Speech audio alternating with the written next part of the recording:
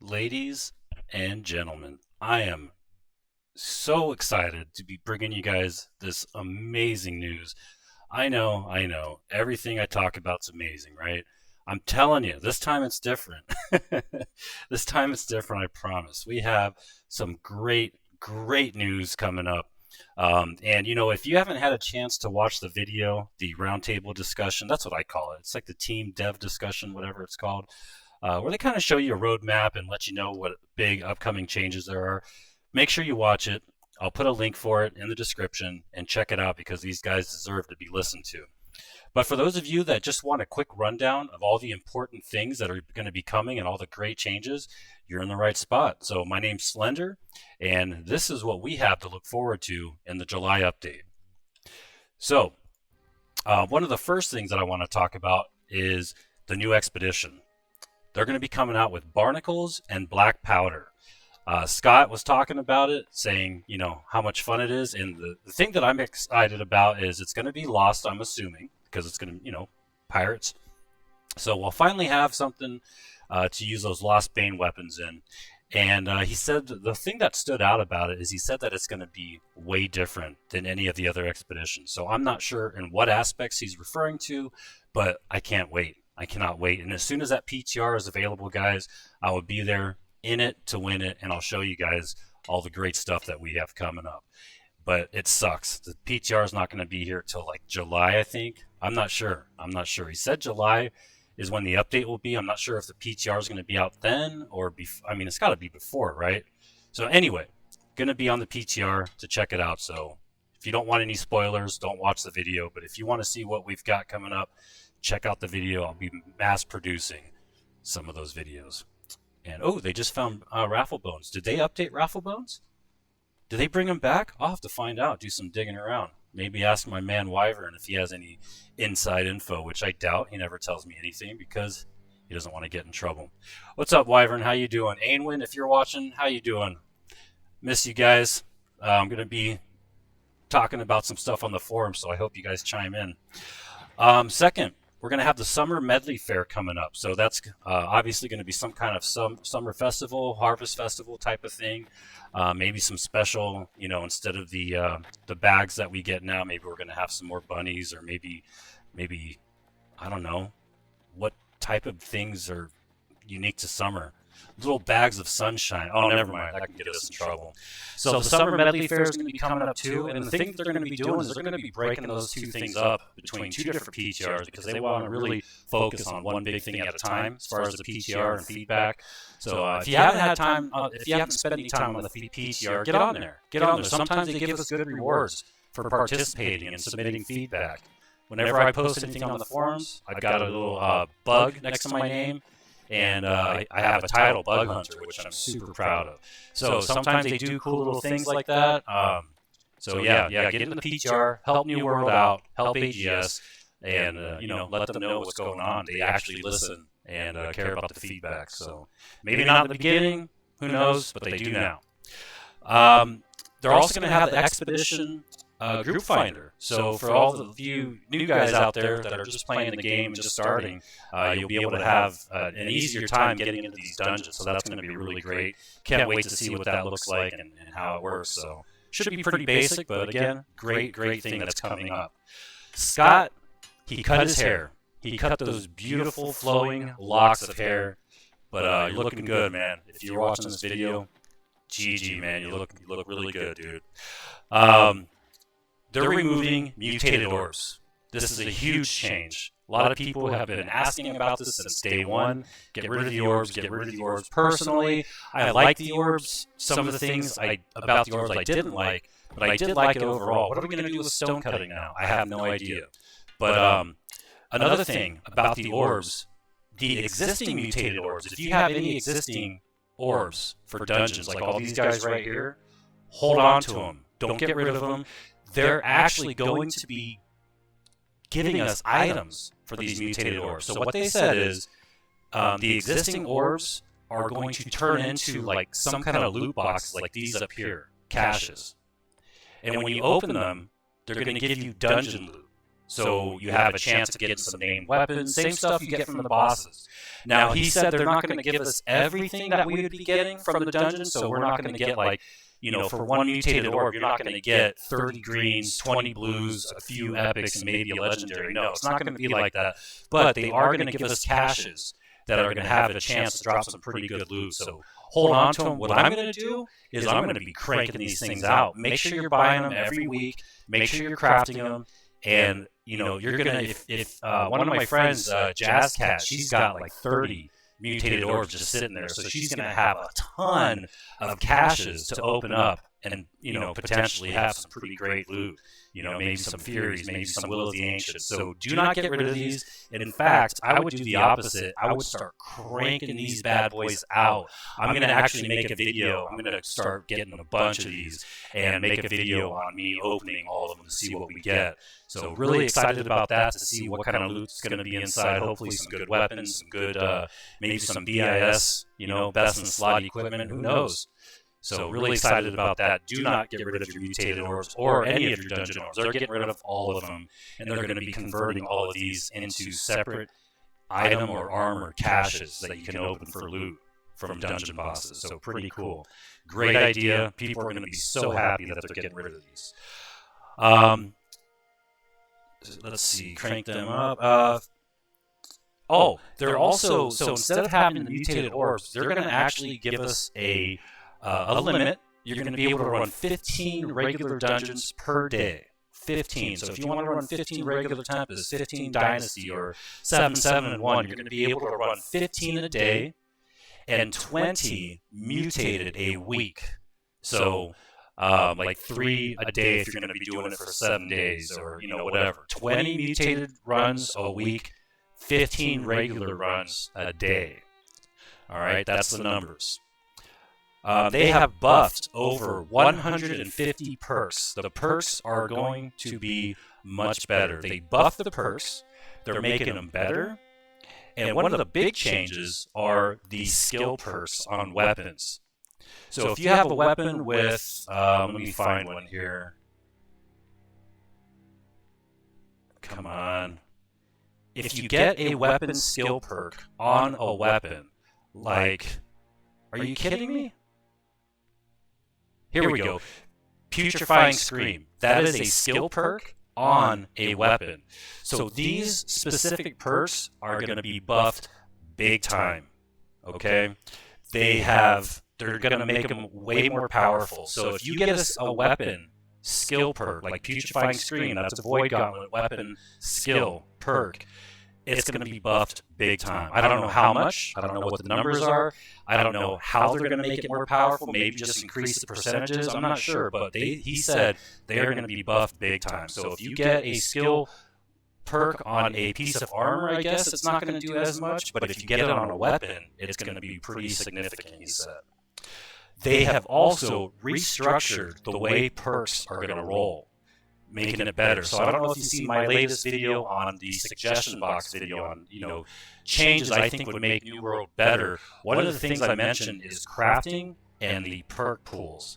What I suggested, and I got this from my friend Adam, he said, hey, maybe they should just do separate pools that you can pick from. So if you want to roll a perk for gathering or crafting, select gathering crafting pool, you know, and kind of split it up so we have better chances of getting some best in slot gear. So that's not what they did, but they did make a good change. So basically, the way he explained it is you're going to have a much lower chance of rolling crafting and gathering perks, which is great. You know, nobody wants a sword or a piece of leg armor with, you know, mining luck. Nobody wants that.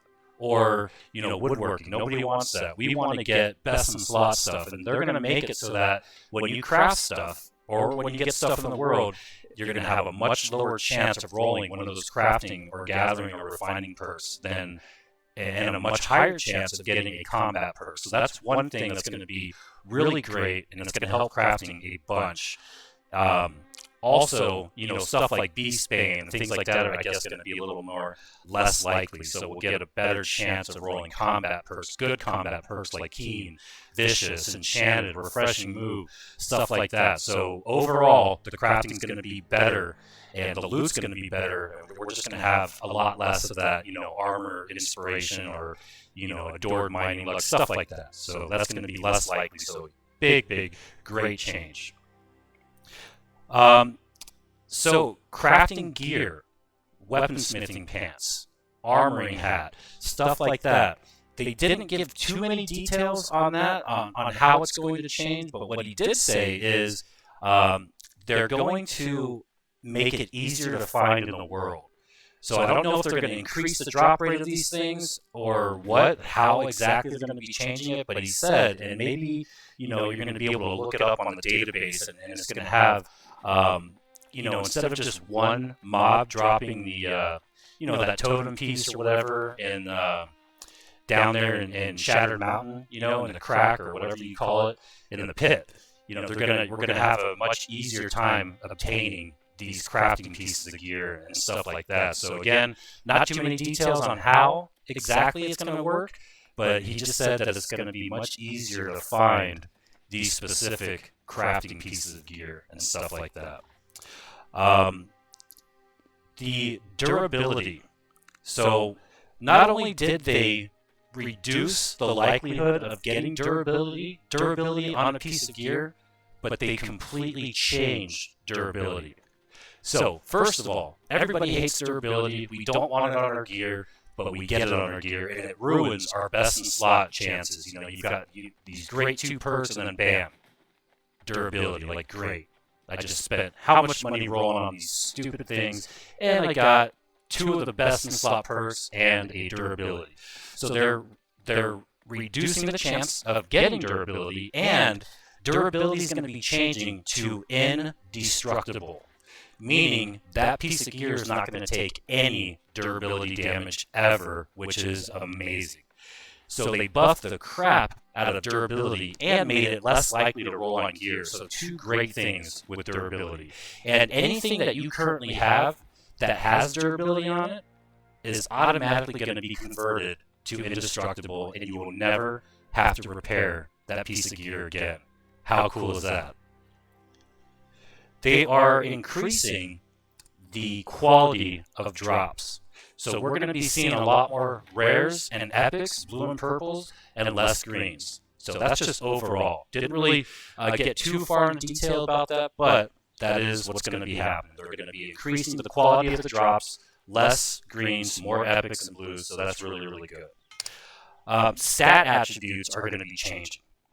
This is also a really, really cool thing. So they're not changing anything with the single stat items. So if you have a single stat item such as Constitution or, let me see, Strength, 23 Strength, they're not changing that. But they are changing the split attributes. So if you get something with Dexterity and Focus, okay, something retarded, or there we go, Dex and Focus right there. What they're doing is they're increasing those numbers.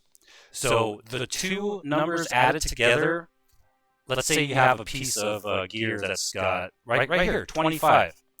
So instead of that being 25, 15, and 10, they're actually going to be increasing those numbers so that maybe it's 30. So your 2 split stats are going to give you more total stat points than in a single stat. So you may have 15 and 10 on this, or no, I'm sorry, like maybe 17 and 12 or something like that. And then if you just have a single stat piece that's equivalent in item level, it's going to be less stat points. So, the single stats are still going to be, the total amount of stat points for the single stats still going to be more.